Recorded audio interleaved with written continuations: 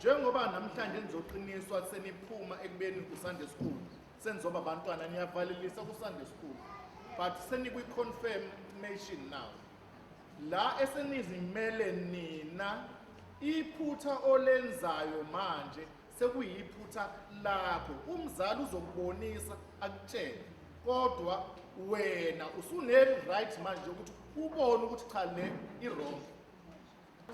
Saphinde safunda ukuthi njengabapostolika inkonzo yethu yasisiza ukuthi sikwazi ukuhlonipha sikwazi ukuphila nabantu bomphakathi ngoba yilapho sikwazi khona ukushaya ivangeli lethu. Mina engikufundile eklasini lami le-Confirm 2024 ilo izivumelwano ukuthi sinezivumelwano ezinhlanu. Inkonzo yethu yakuthatha kubeke kwi-mirror. Yasifundisa ukuthi uma leyo mirror usuke uyibona wena.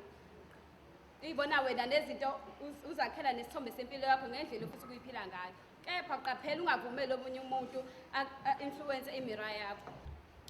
Inkonzo yethu ayisivele isikhona ekhanda likaNkulunkulu mase wabona ukuthi akathumele indodana ezowenza umsebenzi wayo.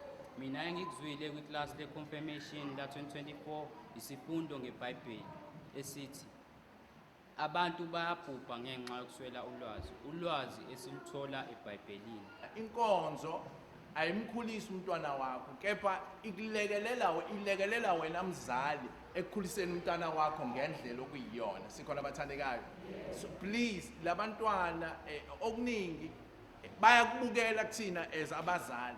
Ake sizame khona lento ekuthiwa ukuzama, uyasho uNkulunkulu ukuthi sizamelana.